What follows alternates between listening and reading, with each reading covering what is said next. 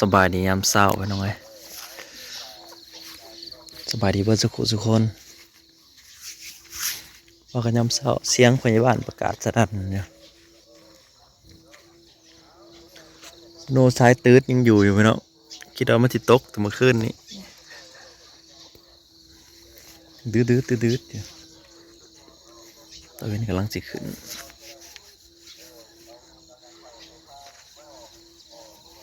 แสดงว่าลมกำลังสิมาเนาะลมบนนี่แห้งขนาดตอนนี้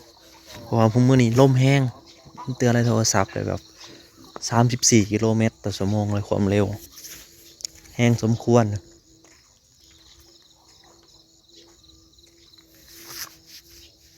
กำลังมาลมกำลังมาแต่ว่าลมบนมาแล้วแต่ว่าลมทั้งหลุมยังไม่ทันมาตอนนี้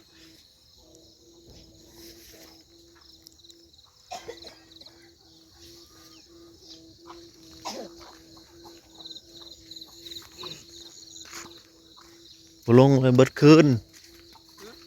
ลงเลยเอาเบิดคืนไปแล้ววะไปแล้วเกิดเป็ดเกิดไก่เป็นยำสาวเสียวนี่แหละบรรยากาศยำสาวๆเนาะ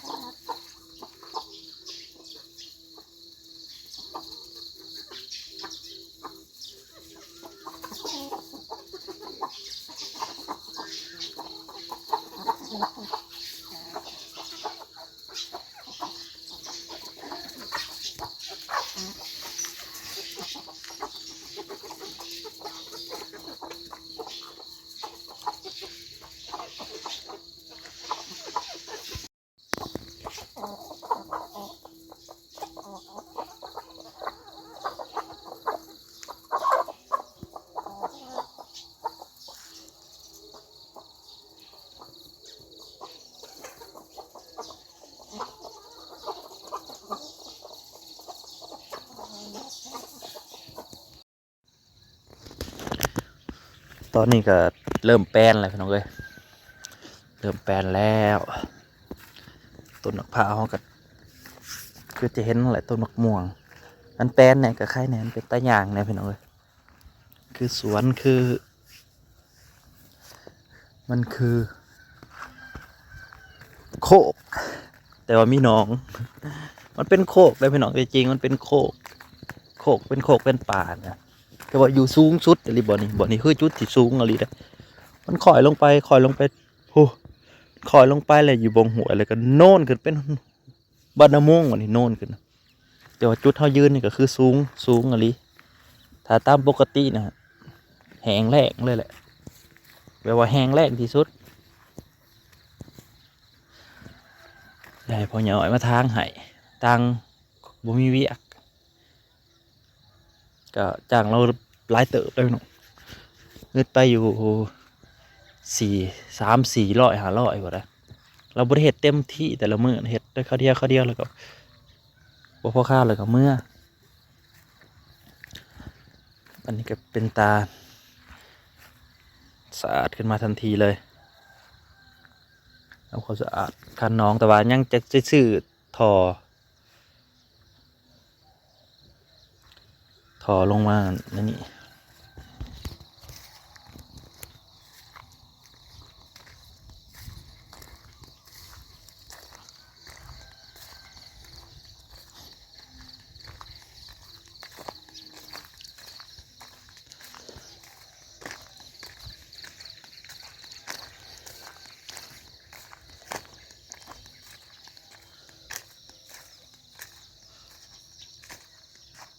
เย็นจ่อยๆหน่อย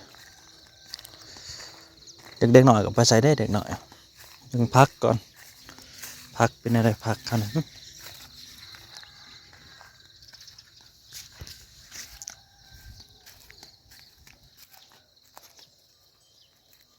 พักคันนี้ออกว่ะพักซี่ออกว่ะซี่เริ่มออกแล้วหอมปอมเลยหอมปอมคือมีใส่หม้อยแล้วคือบดแตกเถื่อหอมปอมบอกแล้วหอมปอมบอก ผักบัวกำลังเริ่ม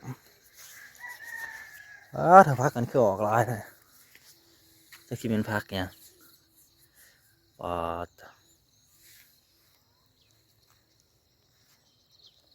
สลัดบ่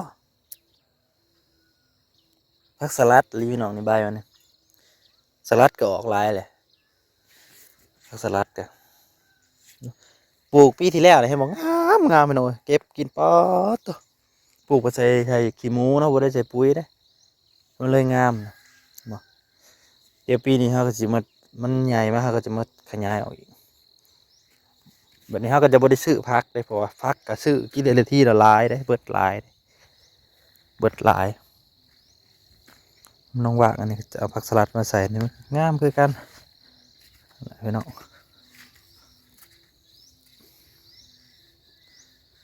ปลูกใบมะพริกปลูกมะแตงอันนี้ชีวิตมะแตงกำลังออกมะทั่ว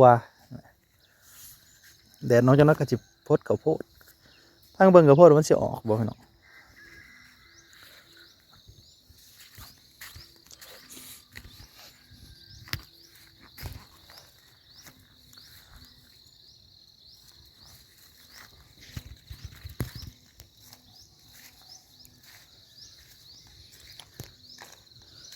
โคกน้องนา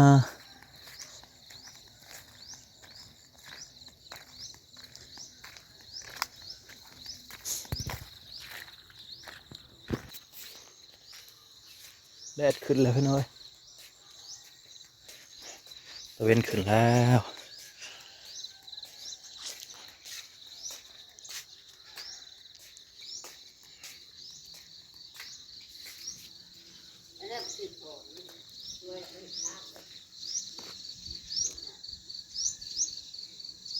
ไปเฮ็ดทางอยู่ไสฮะ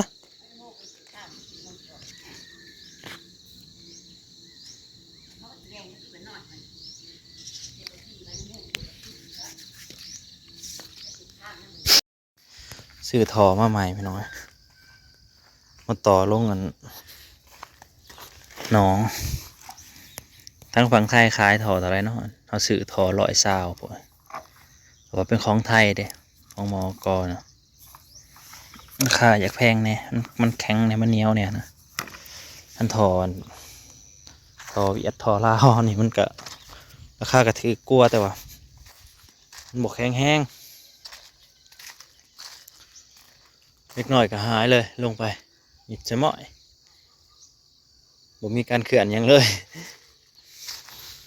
ต่อน้ำลงน้องน้ำมันขุ่นแห้งน้ำมันบกแห้งแล้วขุ่นมาเลยหน่อยขุ่นแล้วแถวนี้ก็เป็นตามีมันอยู่นี่ขุดออกไปนี่ตามีมันหัวใหญ่ด้วยนี่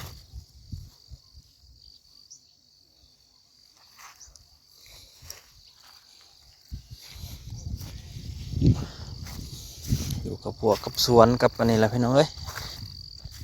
อยู่ไปนี่ก็จะหดข้าวโพดก่อน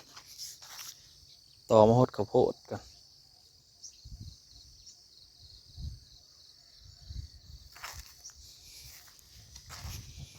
ข้าวโพดก็จะสิออกบ่ออกเนาะในมันแต่ปีแล้วปีที่แล้วนี่คือยังบ่ทันเห็นมีวีแววว่าสิออกยังเลย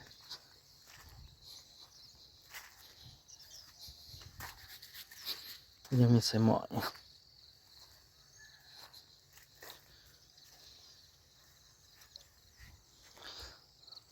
ต่อทอน้ำลงน้องก่อนบาดนี้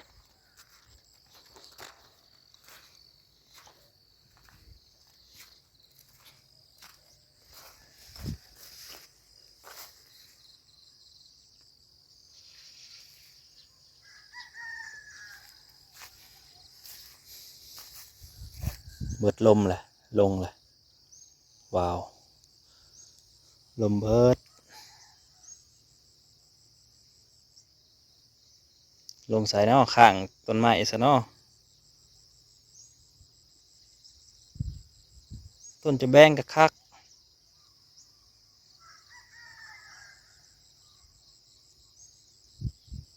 เรียบร้อยต้นจะแบงไป เป็นลูกน้องมันหน่อยต่อแล้วล่ะเป็นน่ะได้น้ำคือขุนแท้สะดอก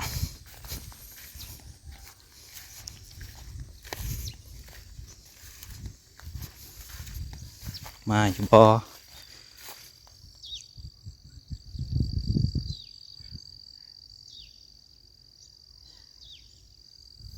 มาแล้วมาแล้วมาแล้วนะมาแล้ว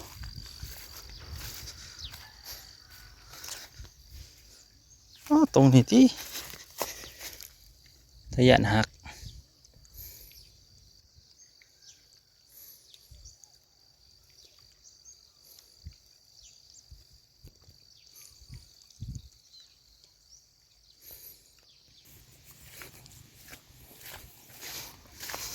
น้ำลงน้องไปหน่อย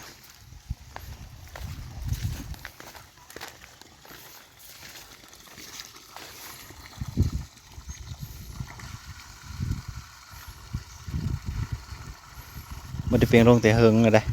แต่ปีที่แล้วเปลี่ยนลงวันนี้มันขุ่นแล้วน้ำมัน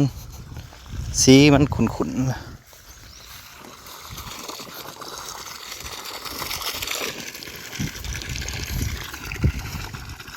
แดดกะมันก็ไล่แห้งนี่อยากหากระแดดตอนนี้แดดอันแดด7 โมงพนมันก็ไล่อยากเต็มถอด้วยตาดนะแต่7 โมงก็ไล่สมิแล้ว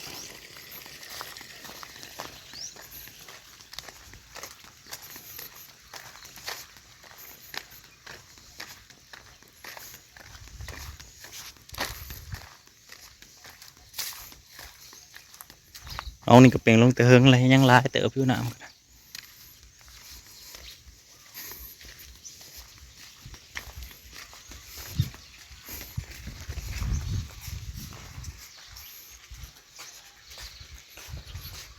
ตอนนี้ก็ได้ย้ายมาอยู่บ้านน้ำมงน้อยแล้วพี่น้อยย้ายมาอยู่แล้วแจ้งพ่อบ้าน2 บ้านนะมาอยู่น้ำมงให้ขี้ดื้อนะให้ขี้ดื้อนะตื่นมาเองบ่หายบ่ตื่นมาแล้วหายบ่เออ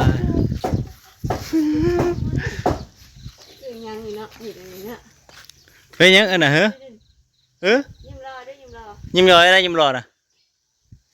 เอ้ยคือลายยิ้มรอให้ไปให้ลูกมึงดูยิ้มรอยิ้มรอปิ๊งลูกปิ๊ง